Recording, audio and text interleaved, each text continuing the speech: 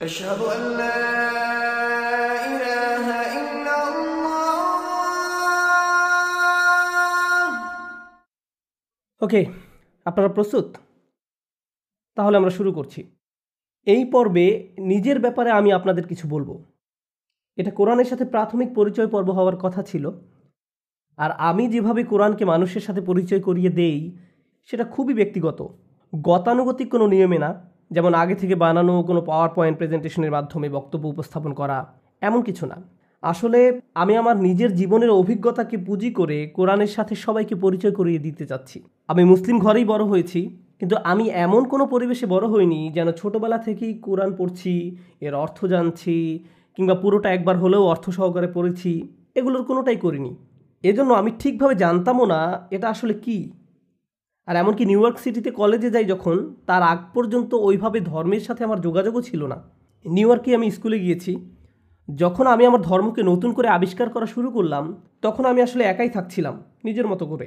আমার বাবা মা ততদিন এখান থেকে চলে গেছেন। আমি নিজের মতো করে ছিলাম, নিজের মতো করেই ধর্ম শিখছিলাম। পরিবারের কোনো হস্তক্ষেপ ছিল না, কোনো প্রতিষ্ঠানের প্রভাব ছাড়া, খানিকটা নিজে আবিষ্কার করার মতো। কোরআন পড়ার খুব কম সময়ের মাঝেই আমি এটা বুঝে যাই যে এইরকম শেক্সপিয়ারীয় অনুবাদ দিয়ে আমি খুব বেশি কিছু বুঝবো না, আর সঠিক ভাবটাও বুঝবো না। এর লেখনীটি আমার জন্য বোঝা খুব কঠিন। এরকম বেশ কিছু চ্যালেঞ্জের সম্মুখীন আমি সহ আরও অনেকেই হয়েছে। এদের মাঝে প্রথমটি ছিল, এটা অন্য সব বইয়ের মতো নয়। এখানে 114টি ভাগ আছে। আপনারা বলেন চ্যাপ্টার, আমরা বলি সূরা। এগুলো আসলে চ্যাপ্টার নয়, কারণ সংজ্ঞা অনুযায়ী একটা চ্যাপ্টারকে অবশ্যই প্রগতিশীল হতে হয়, এবং আপনি যখন কোনো বইয়ের চ্যাপ্টার 1 শেষ করবেন, চ্যাপ্টার 2 তখন চ্যাপ্টার 1-এর উপর ভিত্তি করেই হবে। চ্যাপ্টার 1 থেকে কোনো কিছু চলে আসলে লেখক লিখে দেন যে চ্যাপ্টার 1-এর রেফারেন্স, যে ওখানে আছে অত নম্বর পেজ, অত নম্বর সেকশন। চ্যাপ্টারগুলো এভাবেই কাজ করে। আর এই চ্যাপ্টারগুলো সিরিয়ালও বেশ গুরুত্বপূর্ণ। আপনি একটি 12 চ্যাপ্টারের বই নিয়ে শুধু চ্যাপ্টার 3 থেকে 12 পর্যন্ত পড়তে পারবেন না। লেখকের উদ্দেশ্য এতে সফল হয় না। কিন্তু আপনি যদি কোরআনের দিকে তাকান, প্রথমেই যেই ব্যাপারটি আপনি লক্ষ্য করবেন সেটা হলো এখানে কয়েকটি ক্রম বা সিরিয়াল আছে। চ্যাপ্টারের বদলে সূরা লিখে ফেলুন। চ্যাপ্টারের বদলে সূরা। কতগুলো আছে? 114টি। এইগুলোকে বিভিন্নভাবে সিরিয়াল করা যেত। প্রথমত এগুলোকে বিষয় অনুযায়ী সিরিয়াল করা যেত, যেটা সাধারণত সব বইই করা হয়, কিন্তু সেটা করা হয়নি। বিষয় অনুযায়ী কোরআনকে এইভাবে ভাগ করা হয়নি। আরেকভাবে ভাগ করা যেত, সেটা হলো নাজিলের সময় অনুযায়ী ক্রমানুসার। তবে আমরা বিশ্বাস করি কোরআন আমাদের নিকট নাজিল করা হয়েছে 23 বছর ধরে। মহানবী সাল্লাল্লাহু আলাইহি সাল্লামের কাছে অল্প অল্প করে ওহী এসেছিল, আর ওটা তখন মুখস্থ করা হয়েছে। এটি একটা মৌখিক প্র্যাকটিস ছিল, লিখিত নয়। তাহলে আপনার মনে হতে পারে যে প্রথমে যেটি মুখস্থ করা হয়েছিল সেটি চ্যাপ্টার 1, এরপর চ্যাপ্টার 2, কিন্তু আসলে সর্বপ্রথম যে ওহী এসেছিল আপনি সেটাকে বইয়ের একদম শেষের দিকে পাবেন। প্রায় 600 পৃষ্ঠা বই, আপনি হয়তো 580-র দিকে পাবেন। ওটা ছিল একদম প্রথম ওহী। তাহলে এটা পরিষ্কার যে এটি সময় অনুসারে ক্রম করা হয়নি। তাহলে এটি বিষয় অনুসারেও করা হয়নি, আবার সময়ের ক্রমানুসারেও করা হয়নি। অনেক আধুনিক পাঠকের জন্য এটা একটা বিরাট চ্যালেঞ্জ। এখন আধুনিক পাঠকদের জন্য তৃতীয় যে চ্যালেঞ্জ হতে পারে সেটি হলো এটি সাইজ অনুসারেও নেই। আপনি হয়তো ভাবতে পারেন একদম বড় চ্যাপ্টারগুলো প্রথমে, এরপর একদম ছোটগুলো শেষে। না, ওভাবেও না। প্রথমটি বেশ ছোট, এরপরেরটি বেশ বড়, আবার ছোট। তাহলে এটি সাইজ অনুসারেও নেই, বিষয় অনুসারেও নেই, সময়ের ক্রমানুসারেও নেই। আমার মতো একজন পশ্চিমা পাঠক যখন আমি একদম প্রথম এটি পড়ছিলাম, যে এখানে তো কোনো ক্রমই নেই, কোনো সিরিয়ালই তো খুঁজে পাচ্ছি না, আমি এটা বুঝতেই পারছি না। খুব বেশি এনক্রিপ্ট করা, সব কিছু একেবারে ছড়ানো ছিটানো। এরপর এত কিছুর পরেও আমি আপনাদেরকে বলেছিলাম, কারো কি মনে আছে মুসা আলাইহিস সালামকে নিয়ে কয়টি প্যারা আছে? 70টি। এইগুলো সব এক জায়গায় নেই, সবখানে ছড়ানো ছিটানো। এমনকি ওইগুলো সময়ের ক্রমানুসারে নেই, কয়েক রকমের ক্রমে আছে এগুলো। তো আমার প্রতিক্রিয়া ছিল, এটা আবার কেমন বই? আমি বুঝেই উঠতে পারছিলাম না। এরকমই ছিল আমার অনুভূতি যখন আমি প্রথম কোরআন পড়ছিলাম, কোরআনের অনুবাদ পড়ে। আমি আরব নই, আমি আরবি জানি না, অনুবাদ পড়া ছাড়া আমার আর কোনো উপায় ছিল না। এরপর হঠাৎ আমার মাথায় কী কাজ করলো আমি ঠিক জানি না, কিন্তু আমি সিদ্ধান্ত নিলাম যে আমি আরবি শিখব। আমি ততটুকু আরবি শিখব যাতে এই বইটি আমি অনুবাদ ছাড়াই পড়তে পারি। এটি 1999 সালের কথা। আমার ভাগ্য খুব ভালো ছিল। আল্লাহ আমাকে দারুণ প্রতিভাবান একজন শিক্ষক রহমত হিসেবে দিলেন। আমার স্কুল ছিল, চাকরি ছিল। এরপর আমি প্রতিদিন 3 ঘন্টা করে আরবি পড়তাম আমার শিক্ষকের কাছে। প্রতিদিন 18 ঘন্টা এভাবেই যেত। আরবি পড়ার একমাত্র উদ্দেশ্য ছিল কোরআনকে বোঝা। এটাই ছিল আমার একমাত্র উদ্দেশ্য। আমি কথা বলার জন্য আরবি শিখিনি, আরবি লেখার জন্য না, আমার আরব দেশগুলোতে ভ্রমণের উদ্দেশ্য ছিল না, আরব বন্ধুদের সাথে আড্ডা দেওয়ার উদ্দেশ্য ছিল না। এগুলো কোনোটাই আমার অনুপ্রেরণা ছিল না। আমার একমাত্র অনুপ্রেরণা ছিল এই কোরআনকে বোঝা। তো সারমর্ম বলা যায়, এরপর থেকেই আমি আরবি নিয়ে পড়াশোনা করছি, তখন থেকেই আমি কোরআনকে পড়ছি। আর যখন আমি কোরআনকে আরবিতে বোঝার অল্প একটু স্বাদ পেলাম, তখন আমার একটা অবিশ্বাস্য উপলব্ধি হলো যে ভাষাগতভাবে এই বইটি অনন্য। আর এটির কিছু সাহিত্যিক তারতম্য আছে, যেগুলোর সঠিক মূল্যায়ন করতে হলে অন্যান্য সাহিত্যিক কাজগুলোর সঙ্গে তুলনা করলে চলবে না। এটা নিজের উপরে ভিত্তি করে এটাকে তুলনা করতে হবে। মাঝে মাঝে এটা খুব ভালো একটা উদাহরণ নয়, কিন্তু এটি আপনাদের অল্প হলেও ধারণা দিবে। যেমন ধরুন, কোনো এক সময়ে কেউ একটা নতুন ধরনের মিউজিক আবিষ্কার করলো, আর প্রথম প্রথম মানুষ যখন এটি শুনলো, তাদের প্রতিক্রিয়া হলো, এটা আবার কি? কিন্তু এরপর এটাই হয়ে যায় রক অ্যান্ড রোল। বুঝতে পারছেন? কেউ এমন কিছু একটা করলো যা এর আগে কেউ কখনো করেনি। হয়তো অতীতে এর কিছু উপাদান ছড়িয়ে ছিটিয়ে ছিল, কিন্তু এটি পুরোপুরি নতুন এবং অনন্য। আপনি এটাকে মোজার্টের সঙ্গে তুলনা করে বিচার করতে পারবেন না। এটা ভিন্ন।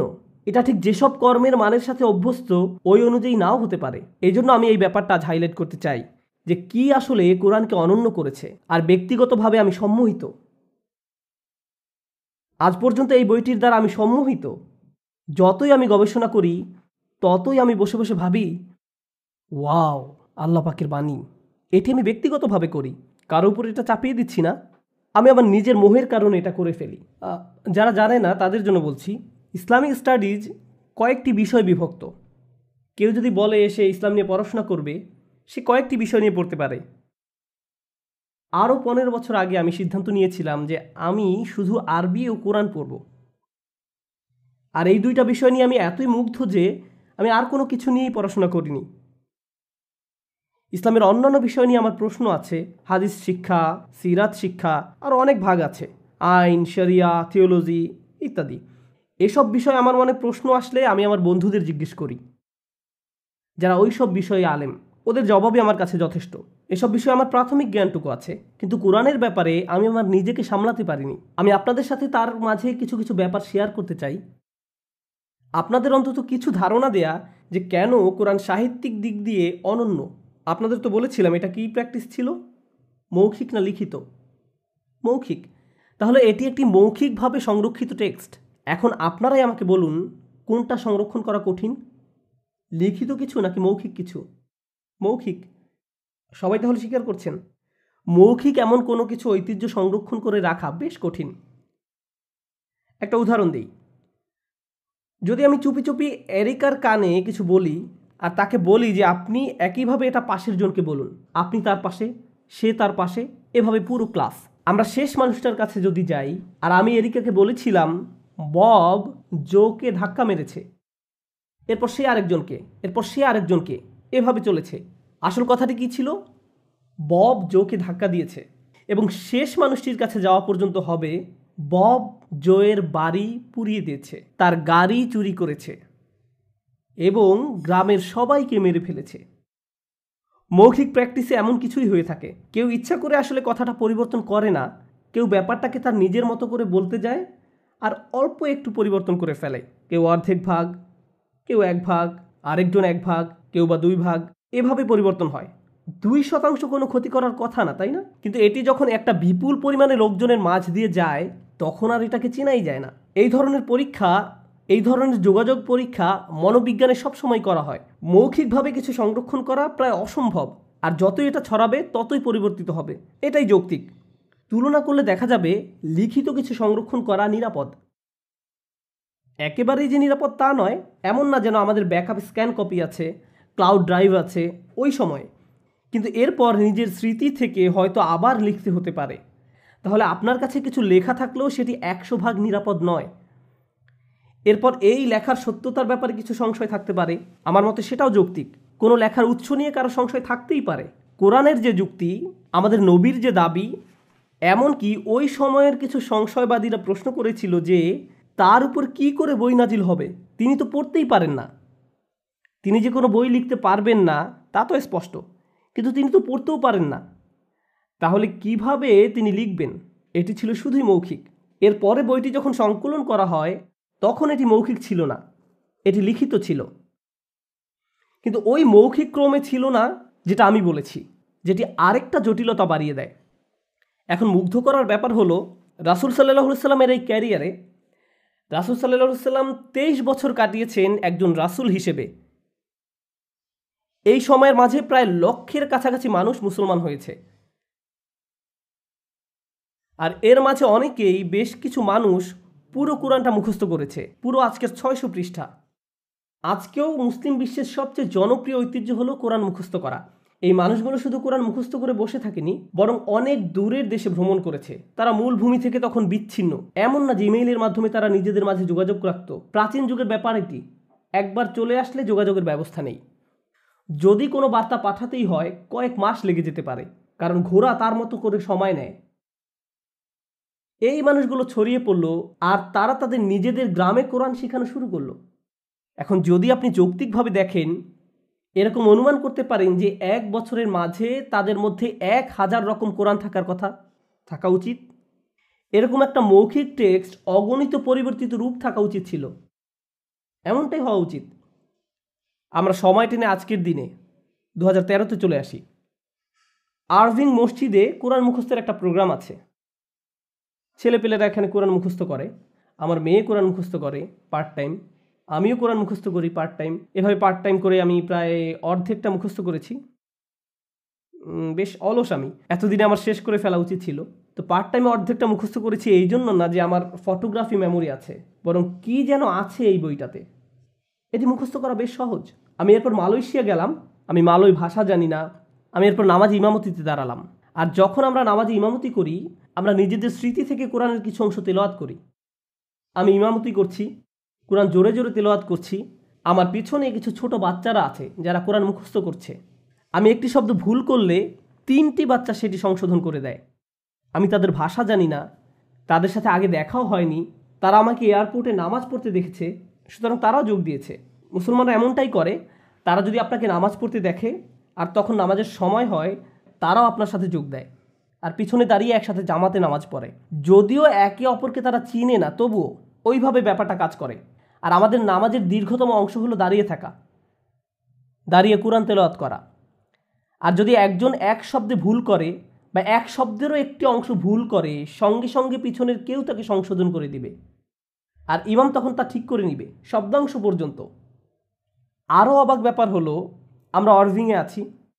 মনে করুন কোনো ইন্টারনেট নেই, কোনো লাইব্রেরি নেই, কোনো বই নেই, কোনো সেলফোন নেই, কম্পিউটারও নেই।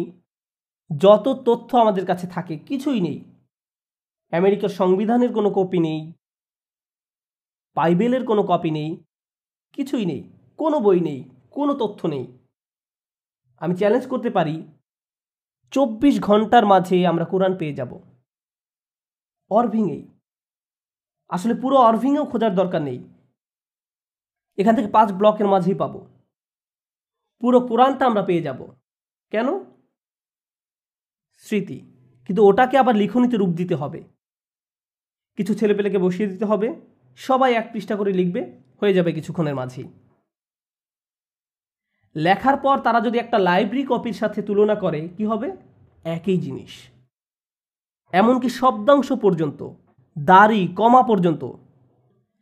আর এটা আমাকে মুগ্ধ করে, কিভাবে একটা বই এতটাই বদ্ধমূলভাবে মানুষের মনে গেঁথে থাকে যাতে এত সহজেই এটা পুনরুদ্ধার করা যায়। আর এটা শুধুমাত্র অরভিংয়ে নয়, আমি উইলিসে এটা করতে পারি, এটা ফোর্ট ওয়ার্থেও করতে পারি, এমনকি মিকনিতেও। আমি এটা আর যে কোনো জায়গায় করতে পারি। এতে আমি মুগ্ধ হচ্ছি যে একটি মৌখিক কিছু এতটাই দারুণভাবে সংরক্ষিত আর একীভূত, অথচ যুক্তিগত দিক দিয়ে এটির লাখ লাখ ভার্সন থাকা উচিত ছিল। লিখে রাখার যে রীতি ছিল সেগুলোকে একত্রিত করা হয়েছিল। অনেক পরে মুখস্থ করার রীতি সেখানে অনেক কাল ধরেই চলে আসছিল, অনেক অনেক কাল আগে থেকে। যাই হোক, এটা মৌখিক ঐতিহ্য ছিল। আমি আপনাদের বলছিলাম আমাদের নবীর একটা অপারগতার কথা। সেটি কি বলতে পারবেন? তিনি কি যেন করতে পারতেন না? ও হ্যাঁ, তিনি লিখতে পারতেন না। তো এখন একটি সূরা, কতগুলো সূরা যেন আছে কোরআনে? 114টি।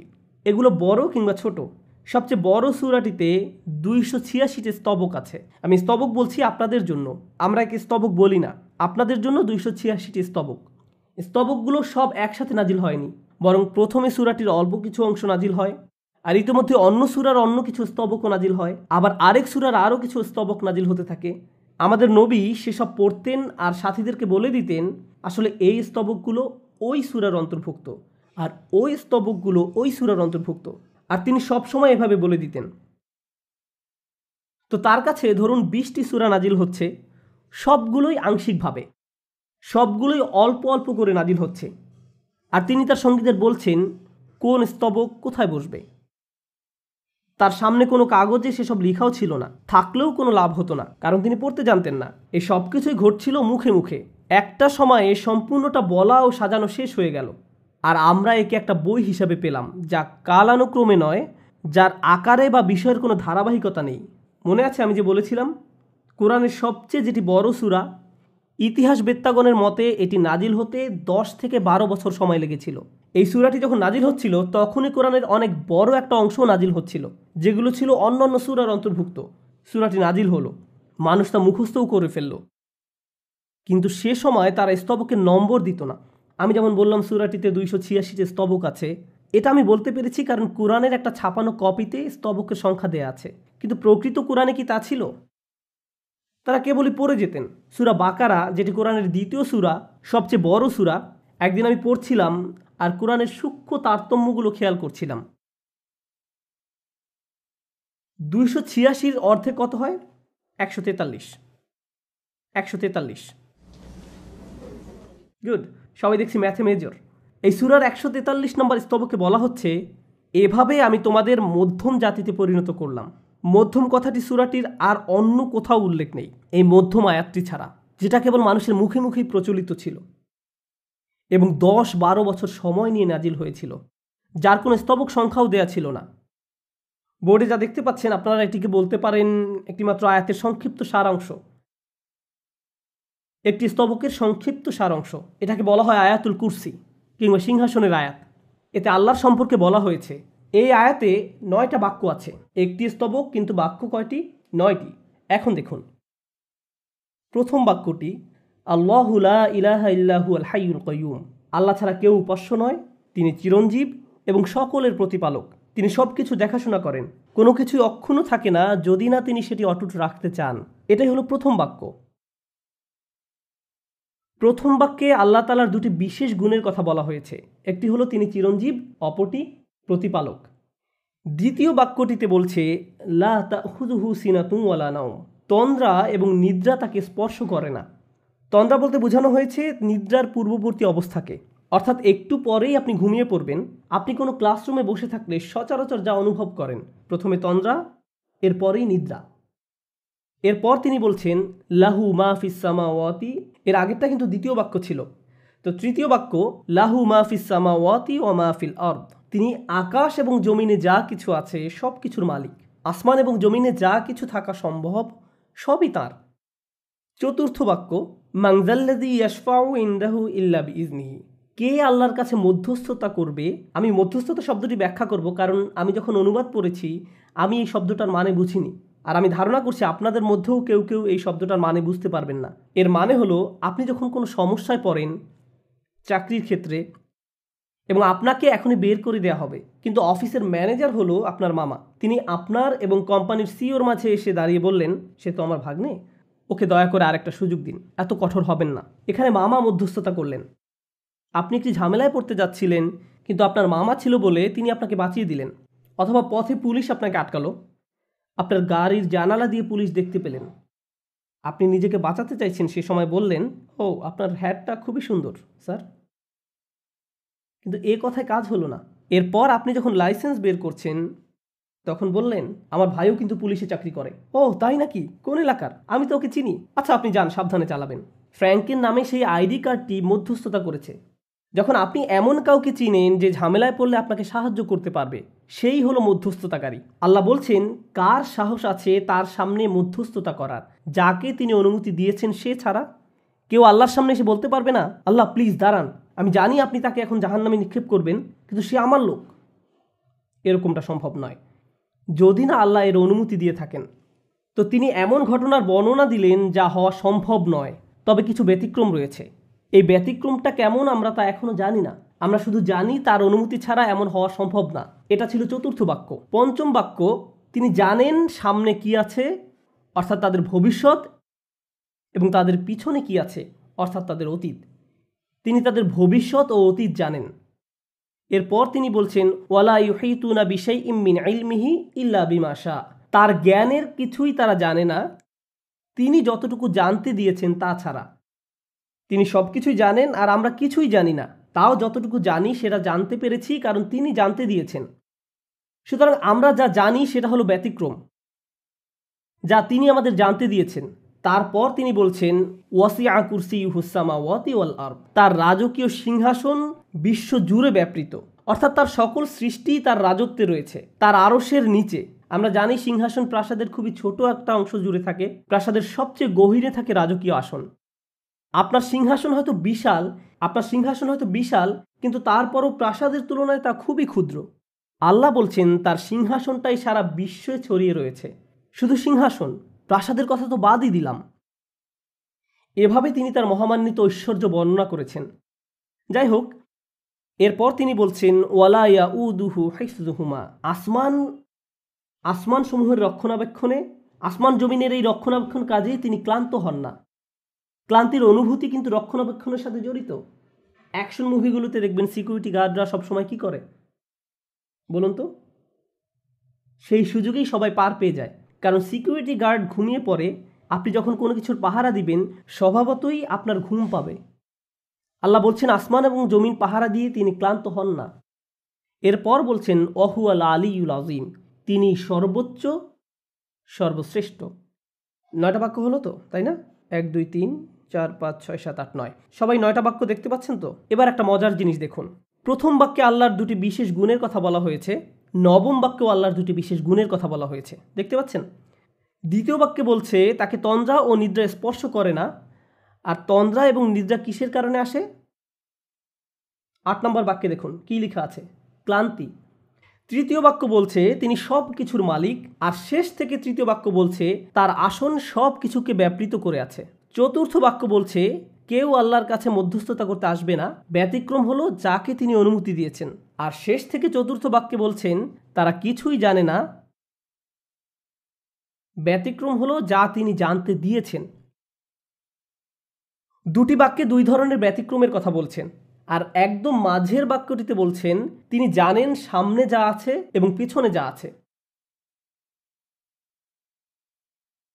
এতে যেন এটা বোঝা গেল যে সাহিত্যিক দিক থেকে তিনি বলছেন তিনি জানেন প্রথমের আর শেষের বাক্যগুলোতে মিল রয়েছে।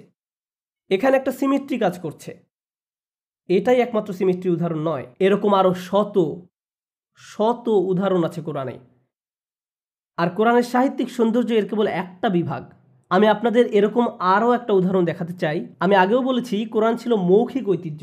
আর মৌখিক ঐতিহ্যে যদি আপনি একবার কিছু মুখস্থ করে ফেলেন, আপনি যা শুনছেন তাই বলতে থাকেন, 100 বার পুনরাবৃত্তি করেন, তার মানে এক্ষেত্রে কোনো পরিবর্তনের সুযোগ নেই। কোরআনের অনেকগুলো ঘোষণার মধ্যে আমার একটা প্রিয় ঘোষণা হলো ওয়ারাব্বাকা ফাকাব্বির। সংক্ষেপে অনুবাদ করলে দাঁড়ায় কেবল তোমার রবের মহিমা প্রকাশ করো। তাহমিন, বোর্ডে এটা লিখে দিতে পারবেন প্লিজ, অক্ষরগুলো আলাদা আলাদা করে? আপনি তো জানেনই আমি কি দেখাতে যাচ্ছি। আপনি যেহেতু এটা লিখবেন আমি অন্য কিছু নিয়ে কথা বলি। বোর্ড মুছে ফেলুন, বোর্ড মুছে ফেলুন। আমি আপনাদের কোরআনের একটা গভীর বিষয়ের উদাহরণ দিতে চাই, কোরআনকে কিভাবে বিন্যস্ত করা হয়েছে সে বিষয়ে। কোরআনে অনেক কাহিনী রয়েছে, আমার খুব প্রিয় একটা কাহিনী হলো জোসেফের কাহিনী, জোসেফের গল্প। কোরআনের 12 নম্বর সূরাটি জোসেফের জীবন কাহিনী নিয়ে।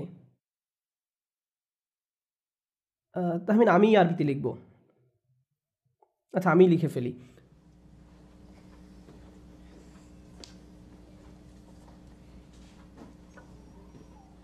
আমি জানি দেখতে খুবই কষ্ট হচ্ছে, তাও আমি আপনাদের বুঝিয়ে দেওয়ার চেষ্টা করব। এরপর জোসেফের কাহিনী বলবো। এখানে বলছে ওয়ারাব্বাকা ফাকাব্বির, অর্থাৎ কেবলমাত্র তোমার রবের মহিমা প্রকাশ করো। অনেকগুলো আয়াতের মধ্যে এটি একটি।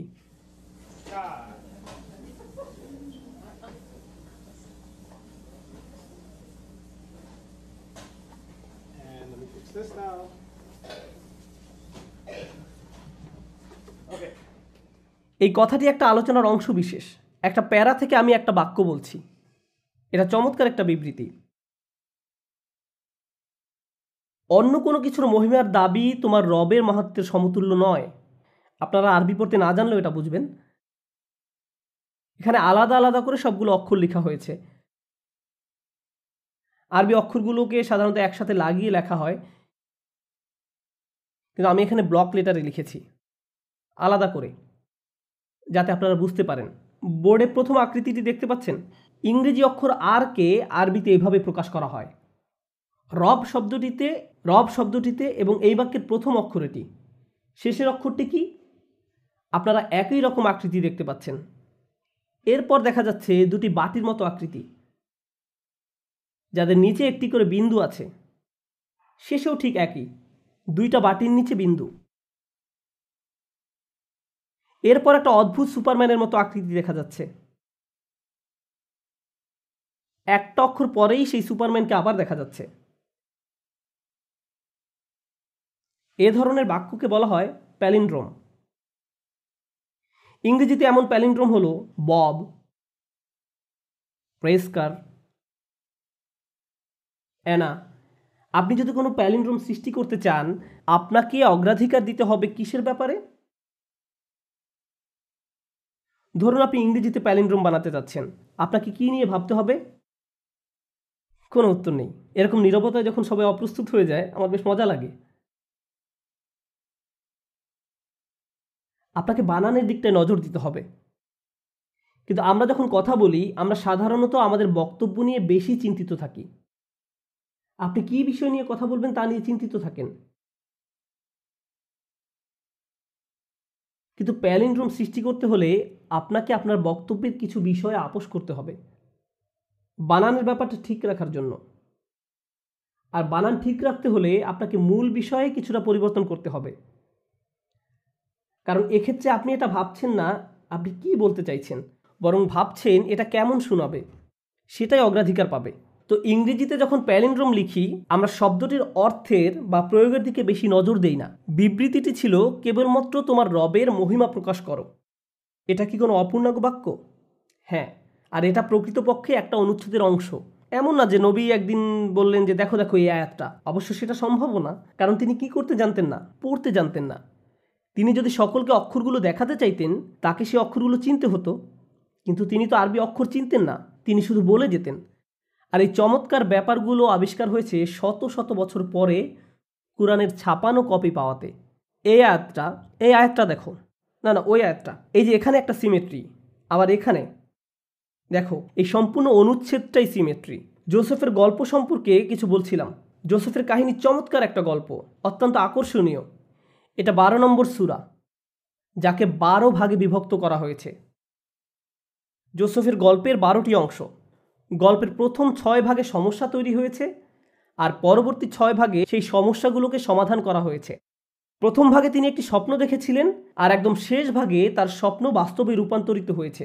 এভাবেই সব ঘটনা কেন্দ্রে এসে মিলে যায়। মুখে মুখে প্রচলিত একটা কাহিনীতে আজকে কেবল আমি সিমেট্রি ব্যাপারটা নিয়ে আকৃষ্ট করতে চেয়েছি। এটা কোরআনের সে অংশ যা সাধারণ মানুষ জানে না। অনুবাদ করলে এই সৌন্দর্য হারিয়ে যায়। আমি কোরআনকে সাহিত্য হিসেবে পড়তে যাই, কিন্তু এই বিষয়গুলো আমাকে প্রবলভাবে আকর্ষণ করে, আমাকে মুগ্ধ করে। আমি আপনাদের এখন এমন একটা উদাহরণ দিব যেখানে সিমেট্রি নেই। এই উদাহরণ কোরআনের সূক্ষ্ম তারতম্যের, যেই সৌন্দর্য কোরআনের ভাষা অনুবাদ করলে হারিয়ে যায়। আপনারা মুসা আলাইহিস সালামের কাহিনী শুনেছেন। আমি মুসা আলাইহিস সালামকে নিয়ে কথা বলবো। মুসা আলাইহিস সালামের শিশুকালে একটা বিপজ্জনক খেলার অভিজ্ঞতা হয়েছিল। কিসের কথা বলছি বলতে পারেন? বাস্কেট। তাকে বাস্কেটে ভরে নদীতে ফেলা হয়েছিল। একজন মা যিনি নিজের সন্তানকে খরস্রোতা পানিতে নিক্ষেপ করেন, একটা ঝুড়িতে ভরে। এই ঝুড়িটা অধিক ঝক্কি সহ্য করার জন্য উপযুক্ত কিনা সেটাকে আগেই পরীক্ষা করে দেখেছিলেন? অবশ্যই না, অবশ্যই না। তবে সেই মায়ের সামনে আর কোনো পথও খোলা ছিল না। তিনি বাচ্চাটিকে নিলেন এবং ঝুড়িতে ঢুকিয়ে পানিতে ছেড়ে দিলেন। ঝুড়িটা ভেসে যেতে থাকলো, এবং একটা সময় আসলো যখন তিনি আর সেটা দেখতে পাচ্ছিলেন না। আর সেই সময়টায় তার হৃদয় যেন কষ্টের সাগরে ডুবে যেতে লাগছিল। কোরআনে বলা হচ্ছে, ওয়া আসবাহা উম্মি মুসা ফারিগান ইন কাদাত লা তুবদি বিহি লাউলা আর রাবাতনা আলা কলবিহা লিতাকুনা মিনাল মুমিনিন। সকালে মুসার মায়ের অন্তর অস্থির হয়ে পড়ল, যদি আমি তার হৃদয়কে দৃঢ় করে না দিতাম তবে তিনি মুসাজনিত অস্থিরতা প্রকাশ করেই দিতেন। দৃঢ় করলাম যাতে তিনি থাকেন বিশ্বাসীগণের মধ্যে। এই আয়াতে বলা হয়েছে মুসা আলাইহিস সালামের মায়ের মন একেবারে অনুভব শূন্য হয়ে পড়েছিল।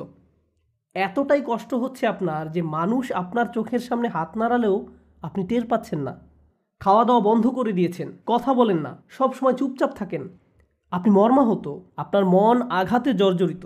এমনটাই ছিল মুসা আলাইহিস সালামের মায়ের মানসিক অবস্থা। এরপর বলা হচ্ছে ইনকাদাত লা তুবদি বিহি, তিনি আরেকটু হলেই মানুষকে সব বলে দিতেন আর নদীর দিকে হাত বাড়িয়ে বলতে থাকতেন, আমার বাচ্চা, আমার বাচ্চা। কিন্তু এই কাজটা করলে সমস্যা ছিল। কাদের কাছে খবর পৌঁছে যেত?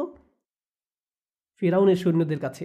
একজন মায়ের তার সন্তানের পিছনে ছুটে যাওয়ার স্বভাবগত বৈশিষ্ট্যকে তার নিজের মধ্যে চাপিয়ে রাখতে হয়েছিল। প্রথম কষ্ট ছিল তার সন্তানকে পানিতে ছেড়ে দিতে হয়েছিল, আর দ্বিতীয় কষ্ট ছিল তিনি সে কষ্ট কারো কাছে প্রকাশও করতে পারেননি। তিনি সেটা নিয়ে কারো কাছে হা হুতাশও করতে পারেননি। তিনি অন্যদের এই গোপন কথা প্রায় বলেই দিয়েছিলেন, লাউলা আর রাবাতনা আলা কলবিহা। আল্লাহ বলছেন, আমি যদি তার হৃদয়কে দৃঢ়ভাবে বেঁধে না দিতাম, যদি এটাকে শক্ত করে না ধরতাম, একজন মায়ের পক্ষে যা করা যুক্তিযুক্ত ছিল তিনি তাই করতেন, যদি না আল্লাহ তার আবেগ সংযত করার ক্ষমতা দিতেন। লিতাকুনা মিনাল মুমিনিন, যেন সে তাদের অন্তর্ভুক্ত হয় যারা প্রকৃত ঈমানদার। যে কারণে আমি এই চমৎকার আয়াতটি নিয়ে কথা বলতে চাচ্ছি তা হলো তার হৃদয়ের কথা এখানে দুইবার বলা হয়েছে। মুসা আলাইহিস সালামের মায়ের মন নিয়ে দুইবার কথা বলা হয়েছে। একবার যখন তা অনুভব শূন্য হয়ে পড়ল, আর দ্বিতীয়বার যখন আল্লাহ সেটিকে দৃঢ় করলেন, তাই না? একবার হৃদয়ের শূন্যতা আর একবার আবেগকে ধরে রাখা হয়েছিল। মজার ব্যাপার হলো ইংরেজিতে হৃদয়ের জন্য কেবল একটা শব্দ রয়েছে, হার্ট। আরবি ভাষায় এর জন্য বেশ কয়েকটা শব্দ রয়েছে। কোরআনে প্রথম যখন তার মনের অবস্থা বলা হয়েছে তখন একটি শব্দ ব্যবহৃত হয়েছে, আর দ্বিতীয়বারে অপর একটি শব্দ ব্যবহৃত হয়েছে। প্রথমবার ফুয়াদ শব্দটি উল্লেখ করা হয়েছে, আর ফুয়াদ শব্দটি এসেছে আরবিতে ফাআদা থেকে, কোনো কিছু ঝলসানো। ফুয়াদ হলো একটা মাংসপিণ্ড যা আগুনে জ্বলছে, এটাই হলো ফুয়াদের অর্থ। আল্লাহ তার মনের অবস্থা বলছেন যেন তাতে আগুন জ্বলছিল। আরবিতে যখন কেউ উত্তেজিত হয়ে পড়ে, ক্রোধে, ভয়ে, দুঃখে, রাগে কিংবা অন্য যে কোনো কারণে যদি আপনি অত্যন্ত আবেগী হয়ে পড়েন, তখন হৃদয়কে আর হৃদয় বলা হয় না, তখন একে বলা হয় মাংসপিণ্ড যাতে আগুন জ্বলছে। কিন্তু যখন হৃদয় সুস্থিত থাকে, একে বলা হয় এমন মাংসপিণ্ড যার কেবল স্পন্দন আছে, কল্ব। কল্ব শব্দটির আসল অর্থ হলো পরিবর্তন, কারণ হৃৎপিণ্ড সর্বক্ষণ স্থান পরিবর্তন করছে, স্পন্দিত হচ্ছে। আয়াতটির প্রথম অর্ধাংশে ফুয়াদ শব্দটি ব্যবহৃত হয়েছে, আর দ্বিতীয় অর্ধাংশে ব্যবহৃত হয়েছে কল্ব। অন্য কথায়, এখন সহজ ভাষায় বলছি, প্রথম অর্ধাংশে হৃৎপিণ্ডকে একটা মাংসপিণ্ডের সাথে তুলনা করা হয়েছে যা আগুনে দগ্ধ, আচ্ছন্ন, যেটা ঝলসে যাচ্ছে। এখন বলুন, আয়াতের প্রথম অংশে কি ঘটেছিল? বাচ্চা পানিতে ভেসে চলে যাচ্ছিল আর তিনি নিজেকে সংবরণ করছিলেন। আর দ্বিতীয় অর্ধাংশে আল্লাহ সেই আগুন নিভিয়ে দিলেন, তাকে শান্ত করলেন যেন তিনি নিজেকে সংযত রাখতে পারেন। আর এখানে আল্লাহ যে শব্দটি ব্যবহার করেছেন তা হলো কল্ব, সাধারণ শব্দটি। কোরআনের এই বিষয়গুলো সেই মায়ের আবেগের চড়াই উতরাই হৃদয় বিষয়ক কেবলমাত্র দুটি শব্দের মাধ্যমে আল্লাহ বুঝিয়ে দিলেন। তার মানসিক অবস্থার সম্পূর্ণ চিত্র এখানে বর্ণিত হয়েছে। এই বিষয়গুলোই অনুবাদে পরিলক্ষিত হয় না, হারিয়ে যায়। কোনোভাবেই অনুবাদে তা সংরক্ষণ করা সম্ভব হয় না। কোরআনের অনুবাদ বিষয়ক আমার শেষ কথা, আমি যখন প্রথম এই জিনিসগুলো আবিষ্কার করলাম, আমি ভাবতাম আমার নিজস্ব প্রজেক্ট হলো, যেমনটা আমি আগেই বলেছি, আমি যখন প্রথম এই জিনিসগুলো আবিষ্কার করলাম, আমি ভাবতাম মানুষের এসব জানা উচিত, তাদের ধর্ম পরিবর্তনের জন্য নয়। এখানে মানুষকে ইসলাম ধর্মে ধর্মান্তরিত করার জন্য আমি আসি না, না, আমি শুধু মনে করি যে কোরআনে একটি স্মরণীয় কীর্তি, একটি অসাধারণ সংযোজন মানব জগতের লাইব্রেরিতে। আমরা অবশ্যই বিশ্বাস করি এটি আল্লাহ তাআলার কথা, এটা আমি বিশ্বাস করি এবং মুসলিমরা বিশ্বাস করে। আর আমি তো মনে করি মুসলিমরা আসলে নিজেরাই জানে না এই বইতে প্রকৃতপক্ষে কত সৌন্দর্য লুকিয়ে আছে। আমাদের মাঝে কত মুসলিম আছেন যারা জানেনই না এই বই থেকে তারা কতটা উপকৃত হতে পারেন। তো আমি চাচ্ছিলাম সবাই যেন এই বই থেকে সাহিত্যিক বিষয়ক শিক্ষা গ্রহণ শুরু করে, যাতে মানুষ যখন এই বই নিয়ে কথা বলবে তারা এর সম্পর্কে জেনে কথা বলবে, হোক সে মুসলিম কিংবা অমুসলিম। তাদের অন্তত এতটুকু জানা দরকার যে এই বই আসলে কি নিয়ে কথা বলছে এবং অনুবাদের কারণে বিষয়গুলো যেন হারিয়ে না যায়। এজন্য আমি একটা ভিডিও সিরিজ করেছি কোরআন ভিত্তিক। তাতে আমি কোরআনের শুরু থেকে শেষ পর্যন্ত ব্যাখ্যা করেছি, আর আমি বিতর্কিত বিষয়গুলোর প্রতি বিশেষ নজর দিয়েছি। যেমন ধরুন, উদাহরণস্বরূপ কোরআনের একটি সমালোচিত আয়াত, তাদেরকে যেখানেই পাও হত্যা করো। হ্যাঁ, কোরআনে এই কথা আছে, আমি আপনাকে বলে দিচ্ছি। আর আমার এই আয়াত নিয়ে কথা বলতে মজা লাগে, আমি সত্যিই পছন্দ করি। কেন জানেন? কারণ আমি মনে করি যদি এই আয়াতের মর্মার্থ মানুষকে যথাযথভাবে বোঝানো হয়, এর অর্থের কোনো তারতম্য না করে, কোনো ফাঁকি দেওয়া ছাড়াই এই আয়াতের ঐতিহাসিক প্রেক্ষাপট থেকে সঠিকভাবে বিবেচনা করলে এই আয়াত নিয়ে কথা বলতে আমার বিন্দুমাত্র লজ্জাবোধ করবে না। বরং আমি এই আয়াত নিয়ে গর্ববোধ করি, আর আমি মনে করি যে কোনো সভ্য মানুষেরই একই অনুভূতি হবে। এই আয়াত নিয়ে কখনো সেভাবে কথাই বলা হয়নি। মাঝে মাঝে এমন হয়, আমি প্লেনে বসে আরবিতে কোরআন পড়ছি, আমার পাশের মানুষটি জিজ্ঞেস করলো আপনি কি পড়ছেন, আমি উত্তর দিলাম কোরআন, আর এ থেকে মজার আলাপ শুরু হয়। কিন্তু কখনো কখনো এই কথা শোনার সাথে সাথে একটা অস্বস্তিকর নীরবতা সৃষ্টি হয়। পাশের মানুষটির অবস্থা এমন হয় যেন এখন সিট পরিবর্তন করতে পারলেই সে বাঁচে। আবার মাঝে মাঝে মজার আলাপচারিতাও হয়, যেমন এই বইতে না বলা হয়েছে সবাইকে মেরে ফেলতে। আমি তার দিকে তাকিয়ে বলি কিন্তু আপনি তো বেঁচে আছেন।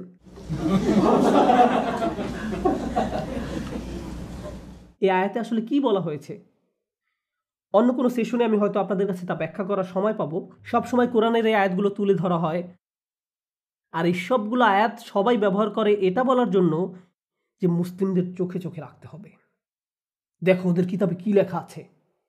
আমি এ ধরনের খেলা পছন্দ করি না।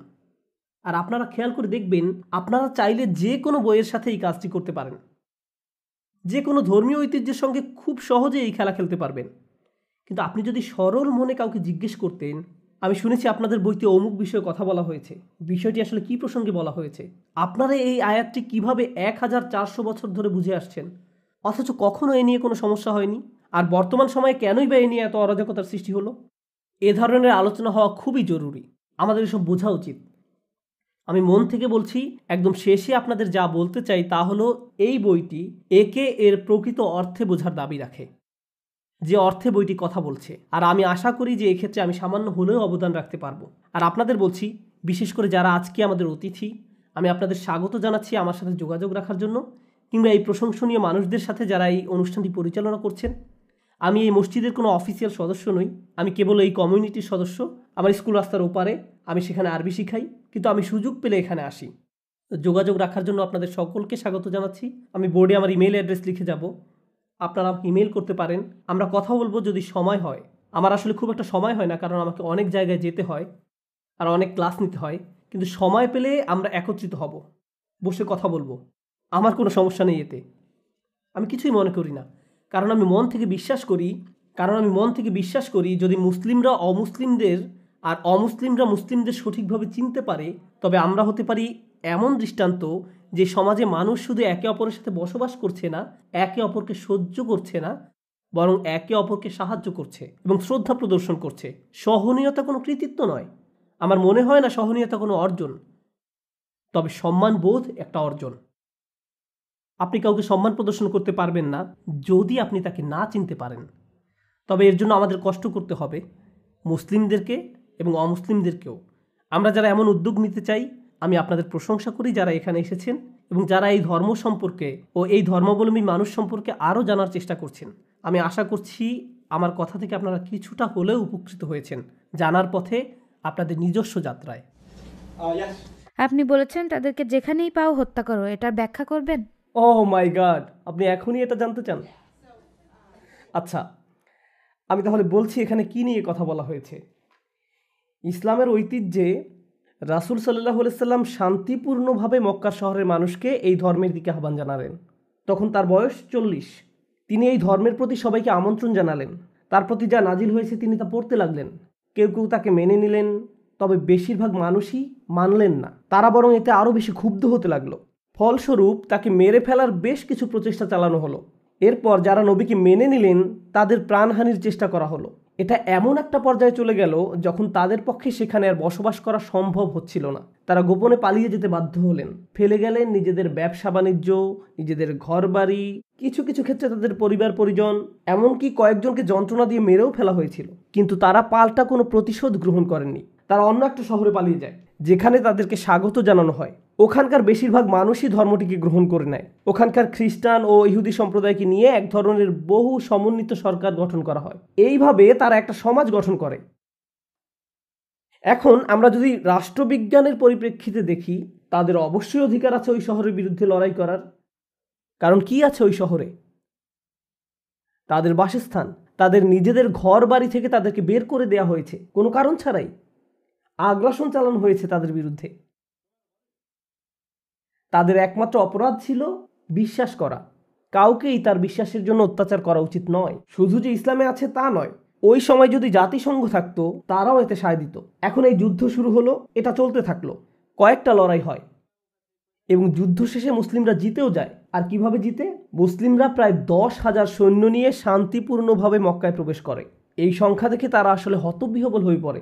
মুসলমানরা মক্কায় প্রবেশ করে নামাজে দাঁড়িয়ে যায়। মক্কাবাসীরা তাদের হাতিয়ার ফেলে দেয়, তাদের সংখ্যা এত বেশি ছিল।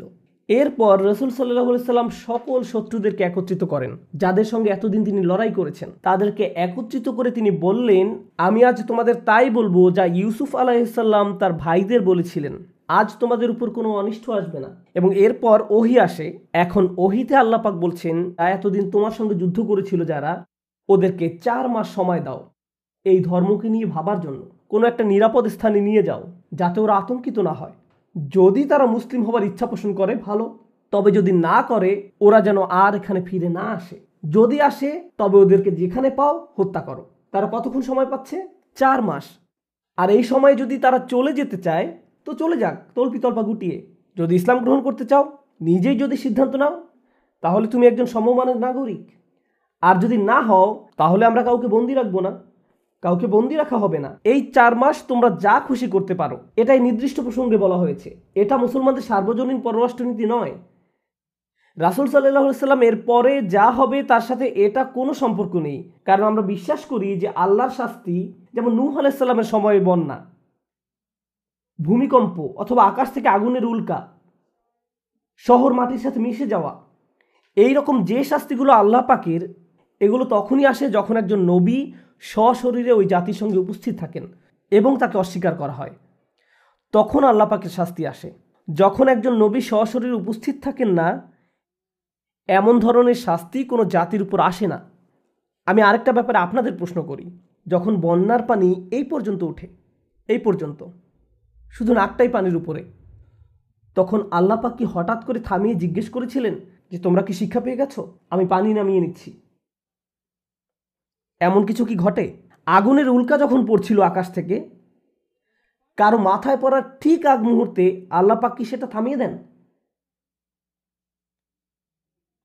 আর বলেন তোমরা কি আর আল্লাহর শাস্তি নিয়ে মস্করা করবে? এরকম কিছু কি কখনো ঘটে? একবার যদি শুরু হয় এটাকে আর থামানো যায় না। এটাই আল্লাহর প্রথা, এটা ইসলামিক প্রথাও সত্য। আবার বাইবেলে যে গল্পগুলো আছে তাতেও আমরা এর সত্যতা দেখি। আমরা এটাই বিশ্বাস করি। এখন আমাদের রাসূল সাল্লাল্লাহু আলাইহি সাল্লামের ক্ষেত্রে শাস্তি কোনো আগুনের উল্কা ছিল না, কোনো ঘূর্ণিঝড় বা বন্যা ছিল না। শাস্তি ছিল ওই মুসলিম বাহিনী যারা মক্কা দখল করে নিল। আল্লাহর প্রথা অনুযায়ী ওই সব লোক যারা আল্লাহ পাকের বিরুদ্ধে লড়াই করে তাদের কি করা হয়? ধ্বংস করে দেওয়া হয়। কিন্তু আল্লাহ পাক এবার আযাব থামিয়ে বলছেন 4 মাস তোমাদের সময়। এভাবে শাস্তি আর কখনো থামানো হয়নি। 4 মাস সময়। তোমরা ভাবো, যদি চলে যেতে চাও যাও, রোমে চলে যাও, অন্য কোথাও চলে যাও, না হলে আল্লাহ পাকের আযাব তোমাদের উপর আসবে। পূর্বের নবীদের ক্ষেত্রেও এমনটা করা হয়েছে। আল্লাহ পাক তাদেরকে ক্ষমা করেন না যারা তার নবীর উদ্দেশ্যকে ব্যর্থ করতে চেষ্টা করে। তারা সত্যিকারের অপরাধী। তখন এক লোক রাসূল সাল্লাল্লাহু আলাইহি সাল্লামের কাছে এসে বললেন, আমি জানি না তুমি কোথায় ছিলে, আমি আমার বাসায় ছিলাম। যখন তুমি এই ধর্ম প্রচার করছিলে আমি একবারও বের হইনি, আমি তোমাকে চিনিও না। মক্কা দখল করার পরে আমি তোমাকে চিনলাম, আমার কি হবে? তার ঘরে নিশ্চয়ই কোনো এক্সবক্স ছিল, সে ঘর থেকে বেরই হননি। তো তারপরে সে বলছে, আমার কি হবে, আমি তো তোমাদের বিরুদ্ধে লড়াই করিনি। নির্দিষ্ট আয়াত নেমে এসেছিল শুধুমাত্র এই ব্যতিক্রমী ঘটনার জন্য। আমি বলছিলাম যুদ্ধে অংশ নেওয়া সৈন্যদের কথা, আর তাদের আমি 4 মাস সময় দিয়েছি। আর তাহলে ওদের ব্যাপারে কি করব? আল্লাহ বলছেন, আর মুশরিকদের কেউ যদি তোমার কাছে আশ্রয় প্রার্থনা করে তবে তাকে আশ্রয় দেবে, যাতে সে আল্লাহর কালাম শুনতে পায়, অতঃপর তাকে তার নিরাপদ স্থানে পৌঁছে দেবে। এটা এজন্য যে সে এর জ্ঞান রাখে না। মূর্তি পূজারীদের মাঝে কেউ যদি তোমার কাছে এসে বলে, দেখুন এখানে কি হচ্ছে আমি কিছুই বুঝতে পারছি না, তাহলে তাকে তার মতো থাকতে দাও, তাকে নিরাপদ স্থানে রাখো, যতক্ষণ পর্যন্ত না সে আল্লাহ পাকের বাণী শুনতে পারে। আল্লাহ পাকের বাণী শোনার পর তাকে কোনো একটা নিরাপদ স্থানে পৌঁছে দাও, কারণ তারা এই ব্যাপারে জানতো না। তাহলে যারা এই ব্যাপারে জানে না, আপনার দায়িত্ব হলো তাদের রক্ষা করা। কোনো প্রসঙ্গ ছাড়া আপনি যা খুশি নিয়ে আসতে পারেন। আমি দৌড়াচ্ছি আমার বাচ্চার পেছনে, তার সাথে খেলছি আর বলছি আমি তোমাকে ধরবো, আমি একটা সিংহ, আমি তোমাকে খেয়ে ফেলবো। আমি প্রায় সময় এমন বলি।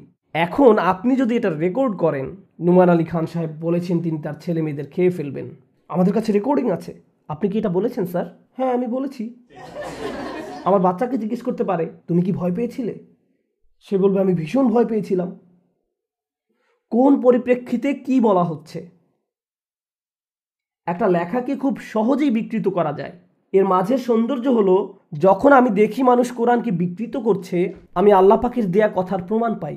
কারণ তিনি বলছেন এটা দিয়ে তিনি অনেককে পথ দেখান, আবার অনেককে পথ থেকে সরিয়ে নেন। আর তারাই এ পথ থেকে সরে যায় যারা সত্যিকার ভাবেই অপরাধী। তারা খারাপ দিকেই এটাকে ব্যবহার করবে। আর যখন তারা এটা করে, ও আল্লাহ পাক আমাদের বলেছিলেন এমনটা হবে।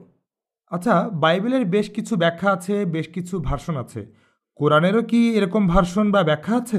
কোরআনের লেখনী বা আয়াত একই, লেখার মাঝে কোথাও কোনো তারতম্য নেই। আলেমরা চেষ্টা করেছেন আল্লাহ পাকের বাণী বুঝতে হাজারে হাজারে, তবে এদের কাউকেই পবিত্র, বিশুদ্ধ, একদম নির্ভুল এমনটা মনে করা হয় না। বাইবেলের অ্যানালাইসিস আর কোরআনের মধ্যে পার্থক্য হলো বাইবেল এবং বাইবেলের অ্যানালাইসিস, এই দুটোর মাঝে পার্থক্যের লাইনটা খুব একটা স্পষ্ট নয়, কিন্তু কোরআনে এমনটা না। যখন আমরা কোনো তাফসির পড়ি আমরা জানি এই অংশটুকু আল্লাহর বাণী আর এইটুক হলো মানুষের অ্যানালাইসিস। দারুণ একটা বিষয় হলো কোনো সময় কোনো আলেম যখন একটা আয়াত নিয়ে আলোচনা করেন, একেবারে শেষে তিনি এটা বলে শেষ করেন যে আল্লাহই ভালো জানেন। অর্থাৎ আমি আপনাদের যা দিচ্ছি তা হলো মানবিক চেষ্টা আল্লাহ পাকের বাণী বোঝার ক্ষেত্রে, কিন্তু আমার কথা মোটেও আল্লাহ পাকের কথা নয়। আমার ব্যাখ্যাকে সকল সন্দেহ এবং যুক্তিতর্কের ঊর্ধ্বে বলে ধরে নেওয়ার কোনো দরকার নেই। আমার ব্যাখ্যাকে সব সন্দেহ এবং যুক্তিতর্কের ঊর্ধ্বে বলে ধরে নেওয়া যাবে না। আমি মানসুকের ব্যাপারে শুনেছি, আপনি কি এটার ব্যাপারে কিছু বলবেন? অবশ্যই। এটা হলো আল্লাহ পাক কিছু একটা বাণীর মাধ্যমে বললেন, কিছু সময় লোকজন এটা পালন করলো, তারপর যখন তারা এটা পালন করার ক্ষেত্রে কিছুটা পরিপক্কতা অর্জন করে, তিনি আরও সুনির্দিষ্ট বিধান অবতীর্ণ করেন, অথবা সে বিধানের চূড়ান্ত ভার্সন অবতীর্ণ করেন। যেমন আরব সমাজে পানি কি খুব একটা সহজলভ্য? না, প্রাকৃতিক সম্পদ হিসেবে নয়, আর তা সহজলভ্য ছিল না। মরুভূমিতে পানি জাতীয় সব কিছুই বেশ মূল্যবান, জুস, মদ ইত্যাদি। তো মদের খুব প্রচলন ছিল ওই সমাজে। কুরআন এসে মানুষকে এই দিক থেকে সরিয়ে নিতে চেষ্টা করলো। আল্লাহ প্রথমেই বলেননি যে মদ খাওয়া বন্ধ করো, কারণ তিনি জানেন, আর আমরাও এখন জানি, আমরা যদি কাউকে বলি যে মদ খাওয়া থামাও আর তার সঙ্গে সঙ্গে থামিয়ে দেবে, এইভাবে হয় না। মানুষ এইভাবে কাজ করতে পারে না। আর আল্লাহ পাক বলেন তিনি আমাদের ভালোভাবেই জানেন। তো তিনি প্রথমে বললেন যে এটার অপকারিতা এর উপকারিতার চেয়ে অনেক বেশি। প্রথমেই বলেননি যে বন্ধ করো, বললেন খারাপগুলো ভালোর চেয়ে অনেক বেশি। এরপর কয়েক বছর পর বললেন যখন নামাজে আসো মদ্যপ অবস্থায় এসো না, যতক্ষণ না পর্যন্ত তুমি বুঝতে পারো তুমি কি বলছো, অন্তত নামাজটাকে সম্মান করো। ولا تقربوا الصلاة وأنتم سكارى حتى تعلموا ما تقولون। মদ্যপ অবস্থায় নামাজের কাছেও এসো না। এখন ব্যাপার হলো মুসলিমরা 5 ওয়াক্ত নামাজ পড়ে কয়েক ঘন্টা পর পর। তো এখন বাস্তবিক অর্থে হয় আপনি নামাজ পড়বেন অথবা মদ পান করবেন।